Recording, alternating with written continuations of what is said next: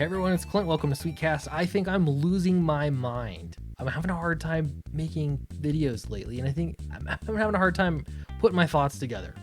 I'm not sure what it is, but I think maybe I'm getting into some abstract territory. I just need some regular run of the mill comic book news, some goings on that I can report on because that's a little bit more straightforward. But I hope you'll humor me by going through something that I think is a growing problem. It's something that I believe everybody recognizes happens, but it goes unmentioned. It's the elephant in the room, or one of the many elephants in the room in comics. So what I've been doing is sort of looking outside of my general circle of content to see what else is out there in comics YouTube. Why? Because I want to see what else is working, and by working I mean getting views and getting people interacting and interested in comic books, because ultimately that is what keeps the hobby alive. So cartoonist kayfabe is one. I know a lot of people hear about this, and Dan Sheehan, whatever his name is, he said that people are either watching Diversity in Comics, your boy Zach, or cartoonist kayfabe, which is not exactly a very good one-for-one comparison. It's just not even close to the number of views. But I get his point in that there are different circles. I think there are more than just two, by the way, but there ends up being this weird fear that grows, and part of it is because of building echo chambers. And it's hard to talk about echo chambers and then not watch or be tuned into any of these other YouTube channels or places, because then I'm building my own echo chamber. So that's a bit of a problem. Anyway, we're going to get into more of this, and hopefully it'll make sense. Appreciate you for being here with me. Fatal's on Indiegogo right now. Check it out. We're at $73,000. And I'll tell you, I've added more stretch goals. I want to just give people more stuff. Everybody's been so great and so supportive on this campaign, so I do appreciate it. At $75,000, which is only like $1,600 away, 75,000, every single backer gets a bookmark and a sticker. Once that happens, that's great. We appreciate you. But we also still have that 80K stretch goal, which I think is entirely doable in the next 6 days. And the 80 day stretch goal, 80,000, wow, gosh, $80,000 stretch goal is going to be that everyone gets a trading card. So this will be beyond just this trading card set. Everyone will get one trading card that's in common. Beside that, one more thing, last thing, we're just giving out all sorts of stuff. People that back the collector's bundle are going to get a book plate. It's going to feature some beautiful artwork by Charlie Snogans. It's going to be signed by Charlie Snogans, and it's going to be stuck inside this book, the wraparound cover. So that book will have a signature from the writer, a signature from the artist, a beautiful book plate that is limited to just this campaign. And so that is something special for you collectors out there who are supporting the campaign. So I appreciate you very much. Those are lots of great things coming. If you haven't backed it, please help us out, help us to reach new heights. And so one way you can do that is buy a t-shirt. If you've already backed the campaign, that also helps us out. So appreciate you very much. All right. So getting into this, I don't want to get through specifics in the drama, just one thing here, a point I want to make.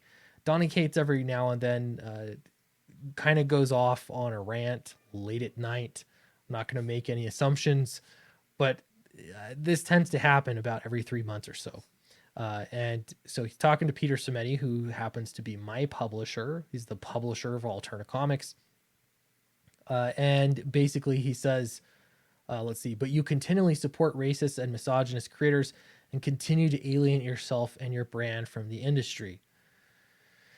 That is one of the most interesting statements, in that it's ironic. It's very much projection. Donny Cates is in fact alienating himself. I responded to one statement he had, and I don't think I was mean. I said CG still isn't a hate group, because he's trying to say that we're all a bunch of haters and terrible people. And in response, he blocked me, as you can see. And thus goes the cycle of alienation, but not from the I do think from the industry, but by way of blocking customers and other creators that, would otherwise. I've never done anything to Donny Cates. I'm not interested in fighting with anybody in comics, actually.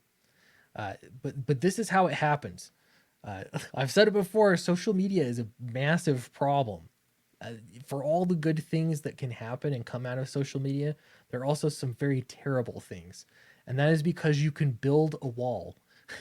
You can build your own little world and have nobody else in it that disagrees with you. You're only going to hear feedback from your own echo chamber. That is it. And so, when it's places like here, the cartoonist kayfabe, they're talking about Dracula, Bram Stoker's Dracula. Mike Mignola did the artwork for us. That's what they're talking about. I mean, hello, Bram Stoker. I'm his 14th cousin, 11 times removed. We could talk. No, totally joking there, but in reality is people love comics. Everyone's sharing comics, their thoughts on comics. They're building up individually fan bases around comics and getting people interested. Cartoonist kayfabe does the same thing. They promote their own books at the top of their videos. I mean, it's not rocket science, but it's like we're playing the same game. So why is there this fear that you have to block everybody? I commented here to just see that if I could, and I could. But I know that others like John Malin cannot comment here on cartoonist kayfabe. Why is that? That's because if you associate with the wrong people, you will get labeled as a racist and a misogynist. And what this does is it reinforces these silos that are happening all over comics. Now, for comics, which is already such a tiny industry, but for it to be siloed into all these different sections that are so opposed to one another, it's really not healthy for the industry at large. There should be more shoulder shrugging and who cares? Who cares about what one person is doing? You just kind of do your thing.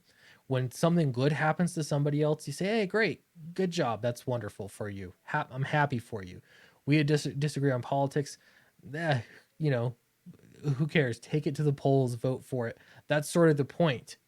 But now it's become so public that everyone needs to know your business, or you believe everyone needs to know your business, that it's going to keep, making these silos. So I have no problem, with talking about politics. What I have a problem with is making somebody out to be the villain. And because they're the villain, all your friends have to also hate that villain as well. I don't think this is healthy. Like, on any level, I don't think this is healthy. But this is how it has been in comics for a few years. This is how it has been all over the country for a few years, and it feels like it's getting worse. I kind of hope that it gets a little bit better after the election. I would not be shocked if more comic book pros are doing sort of similar kinds of lashing out. But just remember, there I'm thinking of Aubrey Citizen for one. You're going to regret it. Don't say things you're going to regret because you're hyped up on Twitter buzz just to make yourself feel good for a moment. It doesn't help. It's a bad idea. How do you fix this? Well, I don't know. All I know is what I'm going to be doing is I'm just going to make sure I'm looking out and seeing what else is happening in comics. Why? Because I want to steal ideas. That's why. If you're doing something great with your YouTube channel, I might I might incorporate it. I might do some good ideas on my YouTube channel. And that's how it works. Yes, we're all competing for the same dollar, but I don't think ideology ought to be a reason to try and destroy someone's business. Just make a better business, make a better book, and hopefully along the way, uh, fans all around are going to get a better product out of it. So that's my goal. Anyway, don't forget to back Fatal. It's on Indiegogo, and hopefully there will be some more straightforward news stories coming up. But those are just some thoughts I had. So thanks, appreciate you, and I'll see you in the next video.